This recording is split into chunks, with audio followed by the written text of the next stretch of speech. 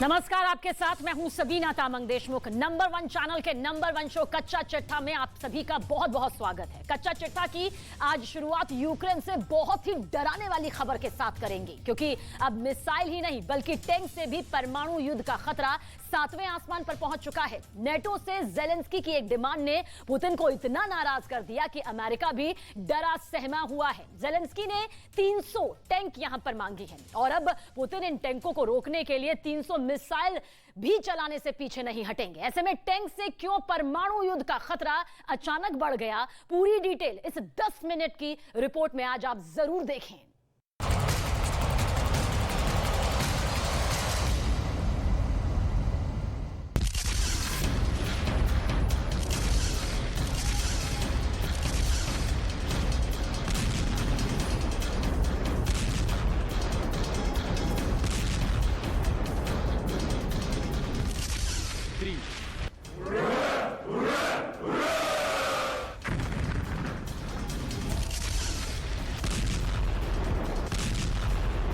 क्या 11 महीने की जंग के बाद अब टैंकों की भीषण जंग से तीसरा विश्व युद्ध शुरू होगा?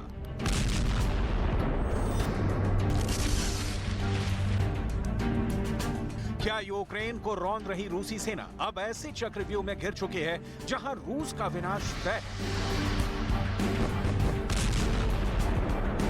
क्या जर्मनी का लेपर्ड 2 और अमेरिका का एब्रम टैंक वाकई में पुतिन के रूस को हरा सकते हैं? कुछ डिफेंस एक्सपर्ट्स अब ये क्यों कहने लगे हैं कि रूस को तबाह करने के चक्कर में नाटो परमाणु आग से खेल रहा है।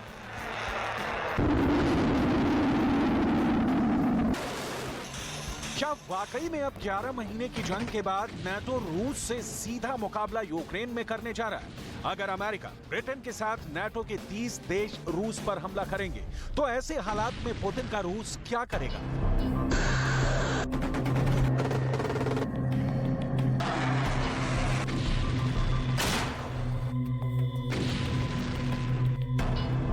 पुतिन के रूस ने साफ कहा है कि इस वक्त जर्मनी, ब्रिटेन, अमेरिका और नाटो रूस के खिलाफ जबरदस्त साजिश रच रहे हैं। अगर ये साजिश जंग में सामने आई तो फिर पुतिन का रूस जंग में विनाश की सारी हदें तोड़ने के लिए पूरी तरह से तैयार है।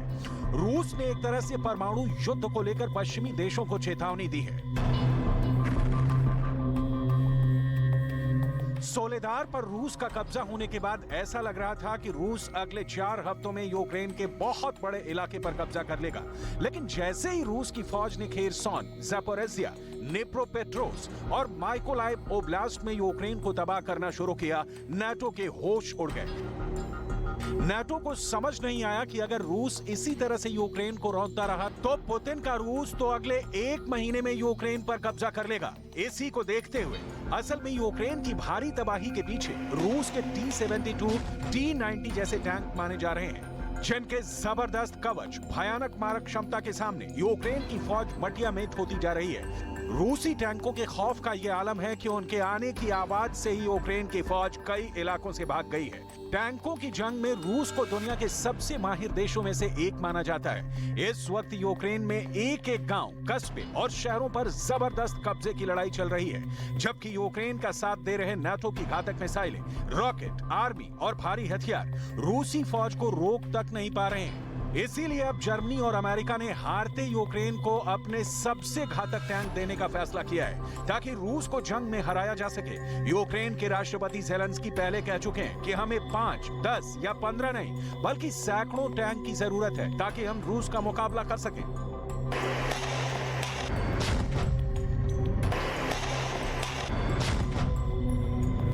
Але важливо бачити реальність.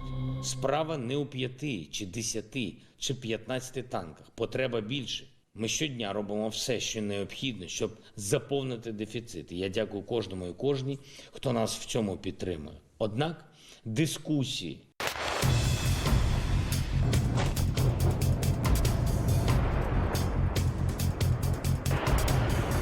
जब से पुतिन ने रूस के स्पेशल ऑपरेशन का chief commander general Valery Gerasimov को बनाया है, तब से देखा जा रहा है कि रूस भयानक तरीके से हमला कर रहा है। यूक्रेन के सोलेदार पर एक ही दिन में 91 बार हमला हुआ। रूस ने जमीन से टैंक और तोपों से हमला किया, जबकि आकाश और समंदर से घातक मिसाइलों से हमला किया गया, जिसने यूक्रेनी फौज को संभलने का मौका तक नहीं दिया।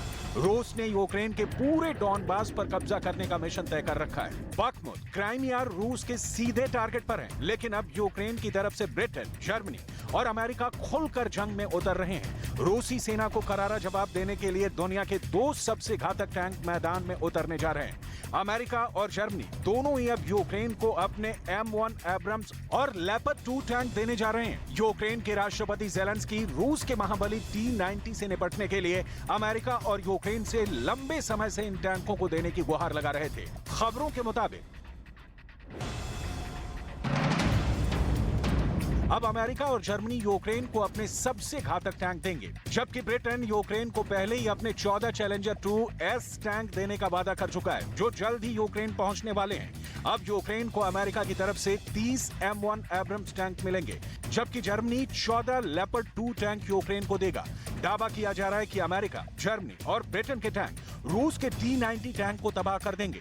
राष्ट्रपति ज़ेलेंस्की को लग रहा है कि चैलेंजर 2S, लेपर्ड 2 और M1 एब्रम्स टैंक युद्ध में गेम चेंजर साबित होंगे।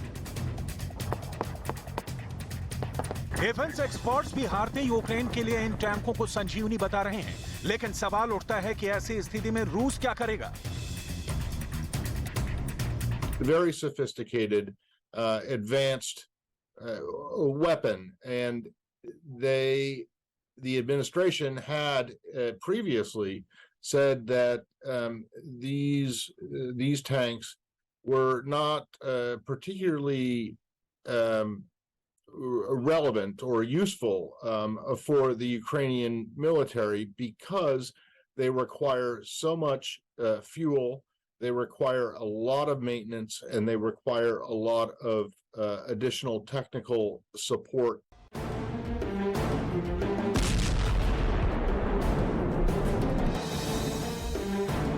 यूक्रेन को बेशक टैंक मिल जाएंगे, लेकिन सवाल उठता है कि रूस नाटो के इस कदम पर क्या करेगा। रूस ने पश्चिमी देशों के टैंक पर अपना जबरदस्त गुस्सा दिखाया है। रूस ने साफ कहा है कि रूस के खिलाफ जबरदस्त उकसावे की कार्रवाई है, जिसे रूस रत्ती भर बर्दाश्त नहीं करेगा। रूस की तीखी प्रतिक्रिया आने के बाद से डिफेंस एक्सपर्ट्स का मानना है कि अगर रूस के खिलाफ यूक्रेन ने चैलेंजर 2S, लेपर्ड 2 और M1 एब्रम टैंक्स इस्तेमाल किए, तो फिर रूस यूक्रेन के साथ साथ कम से कम यूरोप के 10 देशों पर सीधा परमाणु हमला करेगा। और ऐसी स्थिति में अंदाजा लगाया जा सकता है कि लगभग रूस के 6000 परमाणु बम यूरोप और अमेरिका का क्या हाल करेंगे।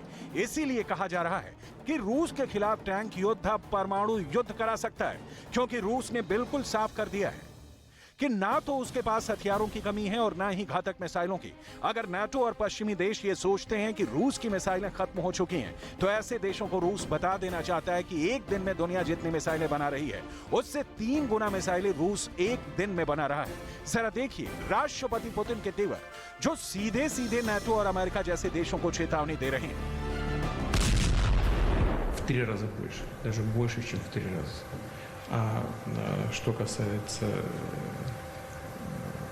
ракет ПВО в целом разного назначения, российское производство сопоставимо со всем мировым производством.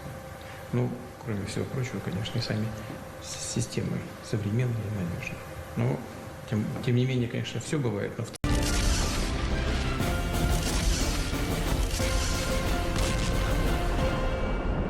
पुतिन के तेवरों को देखकर साफ कहा जा सकता है कि रूस को हराने के चक्कर में कहीं दुनिया परमाणु जंग की आग में भस्म ना हो जाए। अब जिस तरह से अमेरिका, जर्मनी और ब्रिटेन के घातक टैंक युद्ध में उतरने जा रहे हैं, वो वाकई यूरोप और अमेरिका के विनाश की बहुत बड़ी वजह हो सकती है। हालांकि यूक्रेन के राष्ट्रपति ज़ेलेंस्की जितनी तादाद में घातक टैंक मांग रहे हैं, शायद उतने टैंक यूक्रेन को नहीं मिल पाएंगे। हम आपको वो आंकड़ा दिखाते हैं जिसके दम पर दावा किया जा रहा है कि रूस को हराने के लिए यूक्रेन को कितने टैंकों की जरूरत है। रूस को हराने के लिए 300 टैंक चाहिए। यूक्रेन के राष्ट्रपति जेलेंस्की नाटो और पश्चिमी देशों से सबसे एडवांस 300 टैंक मांग रहे हैं। जेलेंस्की दावा कर रहे हैं कि अगर 300 घातक टैंक मिले तो रूस को हरा देंगे, लेकिन डिफेंस एक्सपर्ट्स के मुताबिक रूस को सबसे घातक 300 टैंक नहीं मिल पाएंगे।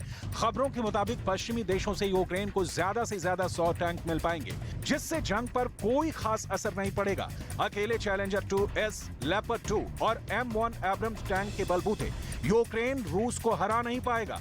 पोलैंड के अधिकारियों ने तो साफ कह दिया है कि 14 लेपर्ड टैंकों के भरोसे यूक्रेन को मजबूत नहीं किया जा सकता।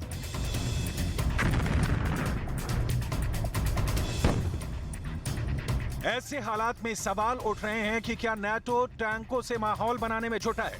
क्या रूस को टैंकों के बलबूते जंग में हराया जा सकता है? अभी जिस स्तर पर भयानक जंग चल रही है, उसे लेकर यूक्रेन बुरी तरह से फंस गया। अमेरिका और नाटो के घातक हथियार रूस को यूक्रेन से खदेड़ नहीं पाए हैं। हालांकि जंग में अब तक 1,22,000 से ज्यादा रूसी सैनिक मारे जा चुके हैं, जबकि हजारों की तादाद में रूसी टैंक तबाह हुए। लेकिन हैरानी की बात यह है कि रूस लगातार यूक्रेन पर कब्जा करता जा रहा है। अब हारते यूक्रेन ने एक बहुत बड़ा दावा किया है, जिसे रूसी सेना के लिए बड़ा झटका माना जा रहा है।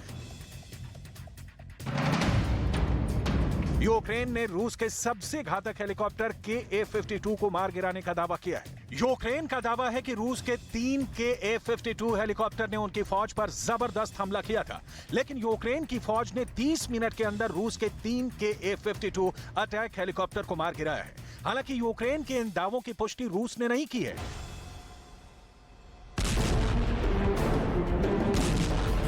बेशक जंग में रूसी फौज को भारी नुकसान उठाना पड़ा है, लेकिन यह भी सच है कि इस वक्त रूस 50 देशों के हथियार से सीधा मुकाबला कर रहा है।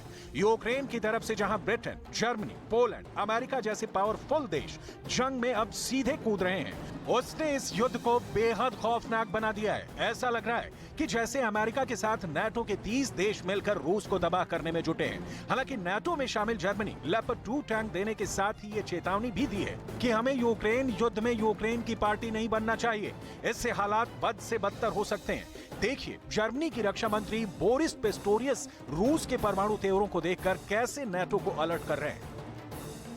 Es gilt bis heute für dich, lieber Jens, aber auch für uns natürlich, die NATO darf dabei nicht Kriegspartei werden. Und gleichzeitig ist aber der Zusammenhalt der Allianz von zentraler Bedeutung, sowohl in der Außenwirkung gegenüber der Ukraine. Putin का रूस Ukraine में तेजी से आगे बढ़ रहा है। अब हालात ये हो गए हैं कि अगर रूस ने नाटो के घातक टैंक हमलों के खिलाफ परमाणु जंग शुरू कर दी तो फिर अमेरिका तीसरे विश्व युद्ध की आग में भस्म हो जाएगा।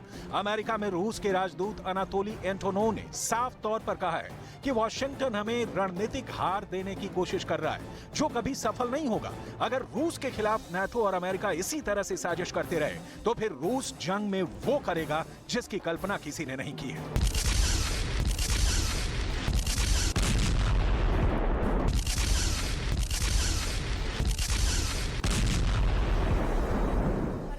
का खतरा पूरे यूरोप पर है, अमेरिका पर भी है और रूस को भी लग रहा है कि उसके साथ भी एटम बम वाली साजिश हो सकती है। यही वजह है कि व्लादिमीर पुतिन ने भी अपना न्यूक्लियर रूट तैयार कर लिया। इस वक्त पुतिन का सबसे खतरनाक एटम बम दुनिया के सैर पर निकला है। ये रिपोर्ट देखेंगे तो आपको पुतिन के सीक्रेट प्लान के बारे में आज पूरी जानकारी हाथ लगेगी।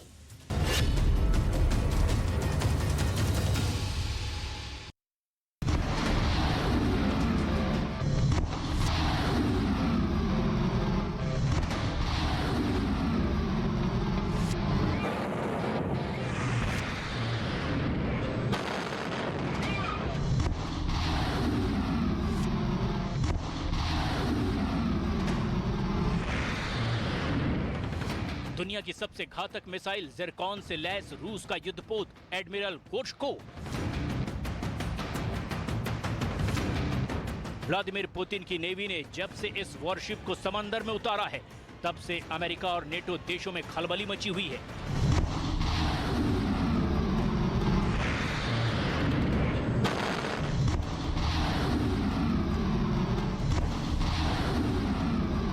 यूक्रेन से जारी युद्ध के बीच अब पुतिन ने ऐसा एक्शन लिया है जिसका रिएक्शन देने में भी अमेरिका और यूरोप के देश कतरा रहे हैं।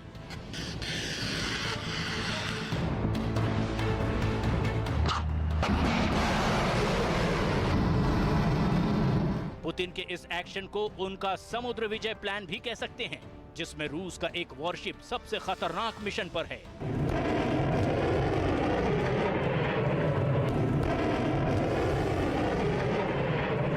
ये मिशन कैसे अमेरिका के लिए सबसे बड़ा खतरा बन गया है, आपको ये भी आगे बताएंगे। अभी आपको उस हेडलाइन से वाकिफ कराते हैं जिसने अमेरिका की नींद उड़ा रखी है। दरअसल रूस ने 17 से 26 फरवरी के बीच दक्षिण अफ्रीका में नौसैनिक अभ्यास का ऐलान किया है। समंदर में ये एक्सरसाइज कब, कहां और कैसे होगी, इससे ज्यादा अहम है इसकी टाइमिंग।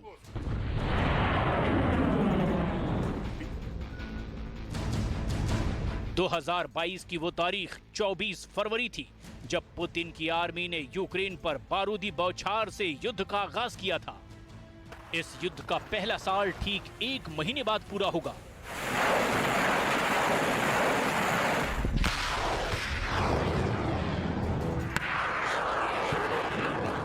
और उसी वक्त रूस की नेवी हिंद महासागर में दक्षिण अफ्रीका के साथ अपनी ताकत की नुमाइश करेगी।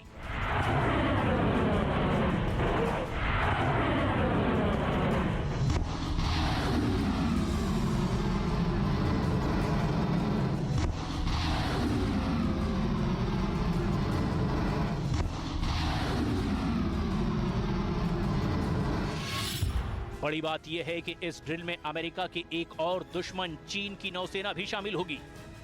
समंदर में नौसैनिक अभ्यास करना कोई बड़ी बात नहीं है, लेकिन इस ड्रिल की सबसे बड़ी बात है इसमें हाइपरसोनिक क्रूज हथियारों से लैस वॉरशिप एडमिरल गोर्शकोव का शामिल होना, जिसका ऐलान रूस की तरफ से डंके की चोट पर किया गया है।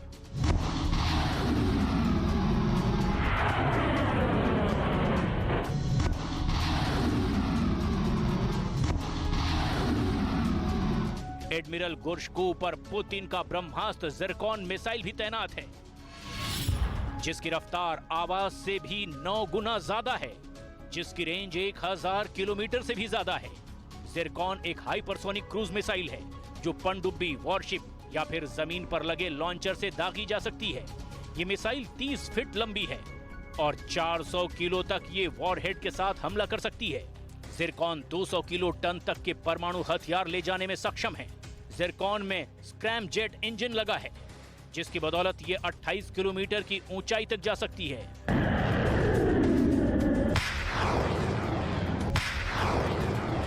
रूस के राष्ट्रपति व्लादिमीर पुतिन ज़िरकॉन मिसाइल को अपने देश की बेजोड़ हथियारों की नई पीढ़ी बता चुके हैं। आप कह सकते हैं कि नेटो के खिलाफ ये पुतिन का ट्रम्प कार्ड है और अमेरिका के पास भी इसके मुकाबले का कोई हथियार नहीं है। Сейчас и вот здесь, что называется, хочу поблагодарить прежде всего специалистов оборонно-промышленного комплекса, которые разработали и серийно начали производить это уникальное оружие. Как я уже сказал, аналогов ему нету ни в одной стране мира. Уверен, такое мощное вооружение позволит надежно защитить Россию от потенциальных внешних угроз. Будет способствовать обеспечению национальных интересов нашей страны. इस महीने के पहले हफ्ते में पुतिन ने यह ऐलान कर अपने दुश्मनों को दहशत में डाल दिया था। इस दौरान पुतिन के साथ मौजूद रूस के रक्षा मंत्री ने ज़िरकॉन से लैस एडमिरल गोर्शकोव का रूट मैप भी जारी किया।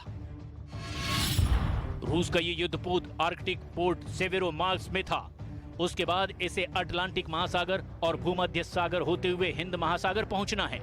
हिंद महासागर में दस्तक देने से पहले एडमिरल गोर्शकोव को भूमध्य सागर के तट पर बसे सीरिया के टार्टस में ईंधन और रसद के लिए रुकना है। इसके बाद हिंद महासागर में पहुंचते ही समंदर की ये तैरती सनसनी दक्षिण अफ्रीका और चीन के साथ नौसैनिक अभ्यास में हिस्सा लेगी। रूस इस ड्रिल का मकसद पहले ही बता चुका है। Совместным с дружественными странами поддержание регионального мира и стабильности. В ходе учений, тренировок будут отрабатываться действия экипажа по применению гиперзвукового оружия и крылатых ракет большой дальности в различных условиях обстановки.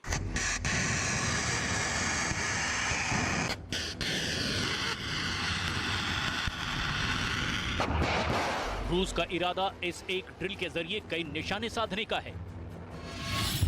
पहला यूक्रेन युद्ध में तटस्थ दक्षिण अफ्रीका के साथ समंदर में अभ्यास कर नेटो देशों को करारा जवाब। क्योंकि अमेरिका ने रूस को दुनिया से अलग थलग करने में कोई कोर कसर नहीं छोड़ी, और दूसरा, एडमिरल गोर्शकोव पर तैनात जिरकॉन मिसाइल से दुश्मन देशों को कड़ा संदेश। Данный корабль, вооруженный цирконами, способен наносить точечные и мощные удары по противнику на море и на суше. При этом особенностью гиперзвуковых ракет «Циркон» является возможность гарантированно преодолевать любые современные перспективные системы ПВО-ПРО. इससे पहले भी हाल ही में पुतिन ने एडमिरल गोर्शकोव को नॉर्वेजियन सी में भेजकर पश्चिमी देशों को दो टूक संदेश दे दिया कि वो यूक्रेन के युद्ध में ना झुकेंगे और ना ही रुकेंगे।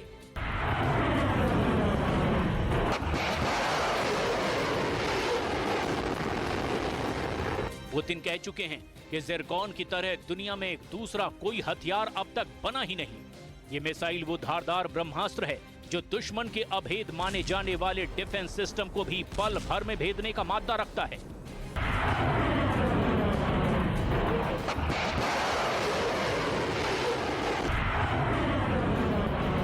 सच ये है कि आवाज से 9 गुना तेज रफ्तार या फिर 1 सेकंड में 3 किलोमीटर वाली रफ्तार, ये एक ऐसी स्पीड है जिसको रोकने की ताकत किसी भी एयर डिफेंस सिस्टम के पास अब तक मौजूद नहीं है, क्योंकि जब तक दुश्मन इसे ट्रैक कर पाएगा तब तक ये अपने टारगेट के करीब पहुंचकर उसे खत्म कर चुकी होगी।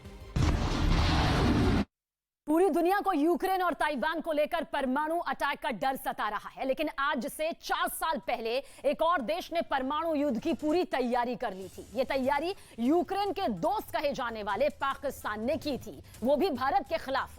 अमेरिका के पूर्व विदेश मंत्री माइक पोम्पियो ने अपनी एक किताब में दावा किया कि बालाकोट एयर स्ट्राइक के बाद पाकिस्तान भारत पर एटमी हमले के लिए तैयार था। परमाणु युद्ध का वो लाहौरी मॉडल आखिर कितना खतरनाक था, इस स्पेशल रिपोर्ट के जरिए जरूर देखें।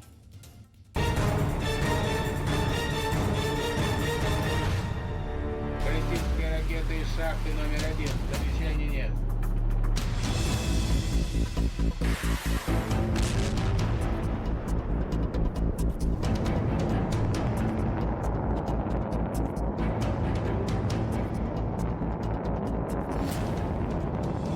क्या इस्लामाबाद को ऐसे बर्बाद होते देखना चाहता है पाकिस्तान?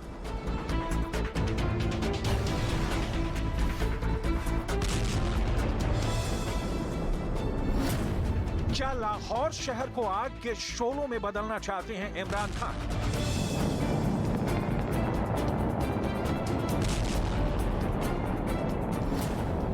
क्या भारत के हाथों कराची में ऐसा कोहराम देखना चाहते हैं पाकिस्तान के हुक्मरान?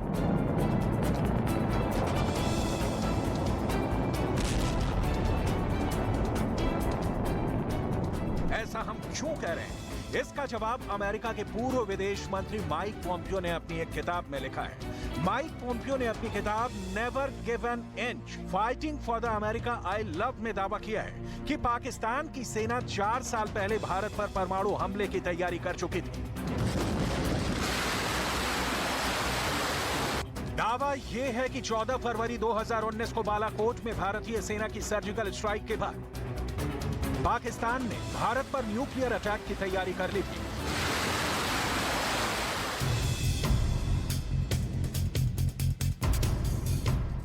इंडियन एयरफोर्स ने 26 फरवरी 2019 को बालाकोट एयर स्ट्राइक की थी। पोम्पियो ने किताब में बताया है कि 27-28 फरवरी को वो अमेरिका उत्तर कोरिया शिखर सम्मेलन के लिए वियतनाम के हनोई में थे।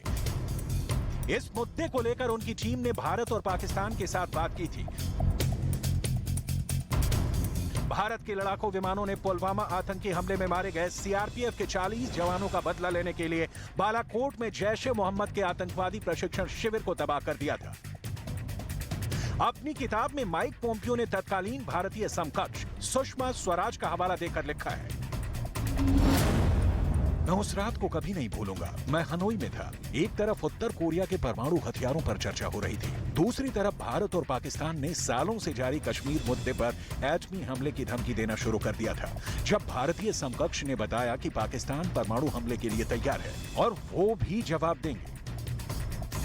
माइक पोम्पियो ने अपनी किताब never give an inch fighting for the America I love में साफ साफ शब्दों में लिखा है, मुझे नहीं लगता कि दुनिया जानती भी है या नहीं कि फरवरी 2019 में भारत पाकिस्तान की लड़ाई परमाणु हमले के कितनी करीब आ चुकी थी। सच तो यह है कि मुझे भी इसका सही जवाब नहीं पता, लेकिन मैं बस इतना जानता हूं कि पाकिस्तान और भारत दोनों न्यूक्लियर अटैक के काफी करीब थे।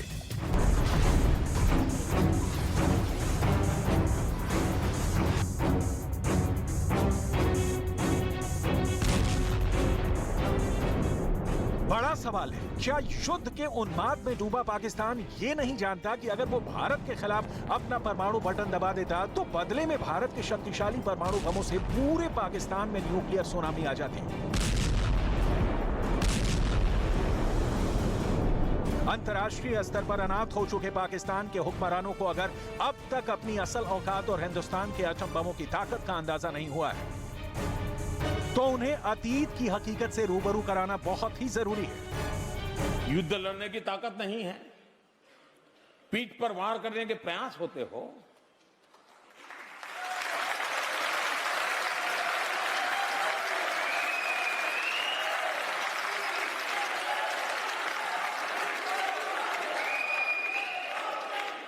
तो ये मोदी है,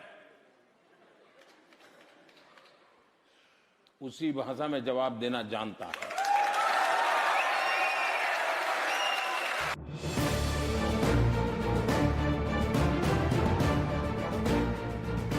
आज की हकीकत यह है कि भारत और पाकिस्तान दोनों देशों के पास एटम बम है। भारत की परमाणु नीति भले ही नो फर्स्ट यूज की है, लेकिन पाकिस्तान का क्या भरोसा। गौर करने वाली बात यह है कि भारत और पाकिस्तान दोनों के पास न्यूक्लियर हथियार को ले जाने वाले मिसाइल हैं। भारत और पाकिस्तान ऐसी मिसाइलें बना चुके हैं जिसके जरिए दोनों देश एक दूसरे के आखिरी कोने तक को अपने एटम बम की जद में ला सकते हैं।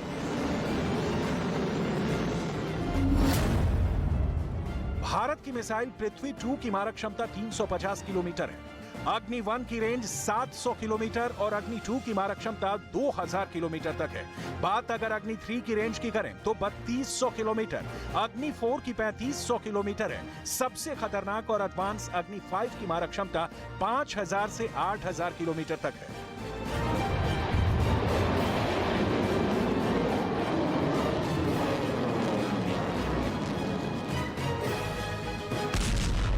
यानी अगर पाकिस्तान भारत पर परमाणु हमला करता है तो भारत के जवाब में पूरा पाकिस्तान ही नक्शे से मिट जाएगा। वहीं पाकिस्तान भले ही भूखमरी के कगार पर पहुंच चुका है, लेकिन बम, बारूद और मिसाइलों का पागलपन उसके युद्ध चरित्र का पर्दाफाश करता है।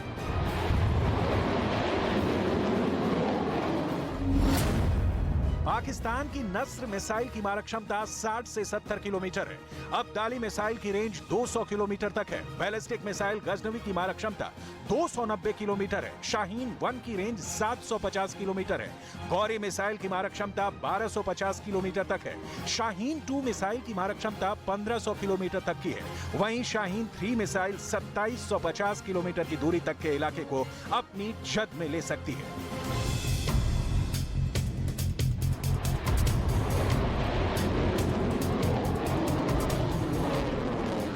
भारत के परमाणु हथियार देश की सुरक्षा के लिए हैं। हिंदुस्तान की परमाणु नीति पहले हमला करने की नहीं है।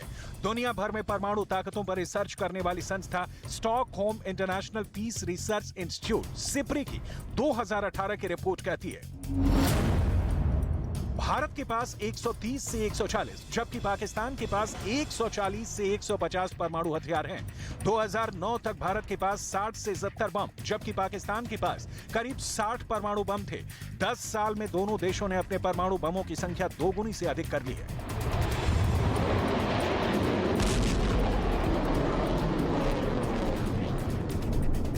पाकिस्तान को मालूम होना चाहिए कि भारत की न्यूक्लियर ताकत हाइड्रोजन बम की है। हाइड्रोजन एक आम एटम बम से कई गुना ज्यादा ताकत रखता है और कई गुना ज्यादा तबाही मचाता है।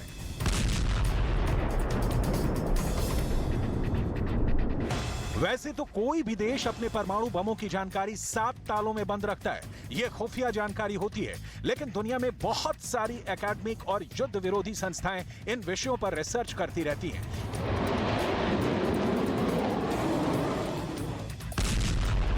एक ऐसी अमेरिकी संस्था international physicians for the prevention of nuclear war की रिपोर्ट के मुताबिक अगर भारत और पाकिस्तान युद्ध में एक साथ अपने अपने एटम बम फोड़ दें तो सीधे तौर पर 2 करोड़ से ज्यादा लोगों की मौत हो जाएगी। जो परमाणु धमाके में बच जाएंगे वो भूखमरी और बीमारियों की चपेट में आकर काल की गाल में समा जाएंगे। इसीलिए हिंदुस्तान आखिरी वक्त तक अपने परमाणु बमों से इंसानियत को खाक में नहीं बदलने की पॉलिसी बनाए हुए है। लेकिन अगर ना चाहते हुए भी नौबत पाकिस्तान पर परमाणु बम गिराने की आ जाए तो भारत की रणनीति सबसे पहले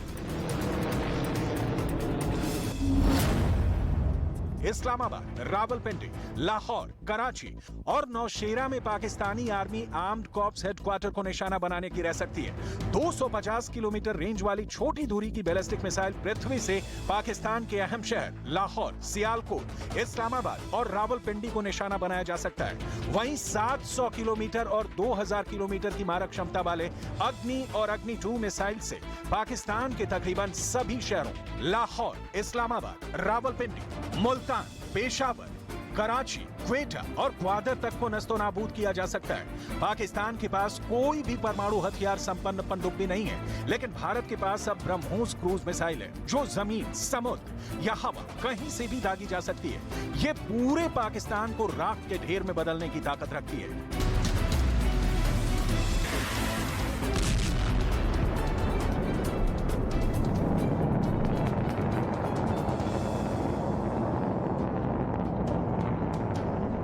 यानी भारत के परमाणु हमले से पूरा पाकिस्तान शोलों में बदल जाएगा। लेकिन पाकिस्तान की परमाणु ताकत को भी कम आंकना ना समझिए। बेंगलुरु के national institute of advanced studies यानी NIAS ने पाकिस्तान के बैलिस्टिक मिसाइल प्रोग्राम पर बहुत ही गहरी रिसर्च कर रखी है। NIAS की रिपोर्ट कहती है कि पाकिस्तान के करीब आधे से ज्यादा परमाणु बम गौरी मिसाइल से गिराए जा सकते हैं। पाकिस्तान की गौरी मिसाइल की रेंज 1250 किलोमीटर तक की है। पाकिस्तान के पास करीब 8 वॉरहेड ऐसे हैं जो शाहीन 2 से गिराए जा सकते हैं। पाकिस्तान के इस मीडियम रेंज की बैलिस्टिक मिसाइल की रेंज 2500 किलोमीटर तक की है। पाकिस्तान अपने बैलिस्टिक मिसाइल गजनवी से 16 परमाणु बम दाग सकता है। गजनवी की मारक क्षमता 270 से 350 किलोमीटर है। पाकिस्तान की कम दूरी की नस्र मिसाइल की मारक क्षमता 60 किलोमीटर है। ये पाकिस्तान की टैक्टिकल न्यूक्लियर मिसाइल्स है जिसके जरिए वो भारतीय सेना की बढ़ती हुई टुकड़ियों को टारगेट कर सकती है।